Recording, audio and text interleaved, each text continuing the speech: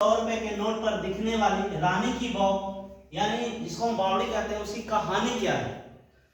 तो आज हम ज्ञान सागर के इस सेशन में एक ऐसे भव्य महल का वर्णन करेंगे जिसकी पूरी संरचना ही उल्टी है, जो जमीन के नीचे दबी हुई है और जिसका डिजाइन इस महल का या यूं कहें तो इस भव्य मंदिर का डिजाइन इतना आकृष्ट है कि लोग सोचने पर मजबूर हो जाते हैं कि इसे बनाया किसने होगा।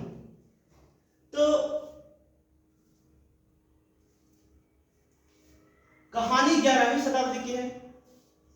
गुजरात के पाटन नगर के चालुक्य वंश के राजा भीमदेव प्रथम की एक कहानी है। राजा भीमदेव की मृत्यु हो जाने के बाद उनकी पत्नी, उनकी रानी उदयावती अपने पति की याद में 1063 ईस्वी में एक ऐसे बावड़ी का निर्माण करवाती है।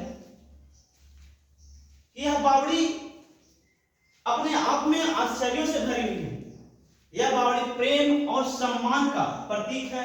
यह जो बावड़ी बनाया गया था रानी उदयावती द्वारा 7 मंजिला था। बावड़ी की पूरी संरचना ही उल्टी दिखाई देती है।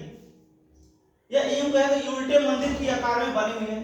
रानी उदयावती द्वारा बावड़ी बनाने का जो कार्य है या मुख्य उद्देश्य है क्या था, तो रानी उदयावती द्वारा बावड़ी बनाने का जो मुख्य उद्देश्य है अपने पति चालुक्य वंश के राजा भीमदेव प्रथम के प्रति सम्मान व्यक्त करने के लिए रानी उदयावती ने इस बावड़ी का निर्माण करवाया था।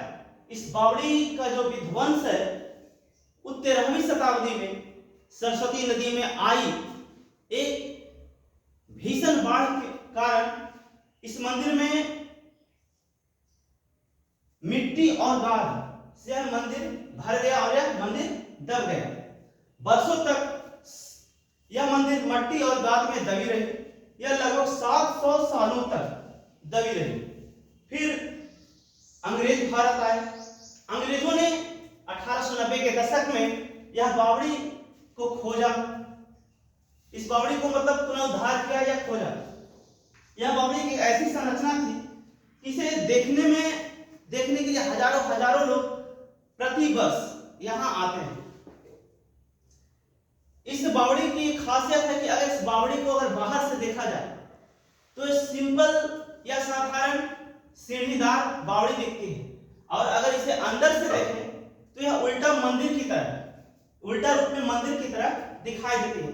इसकी अद्भुत वास्तुकला को देखते हुए यूनेस्को ने 2014 में इसे विश्व विरासत स्थल की सूची में डाला और रिजर्व बैंक ऑफ इंडिया ने भी इसको सम्मान देते हुए अपने 100 रुपए के नोट पर दूसरी तरफ इस बावड़ी की तस्वीर छापी।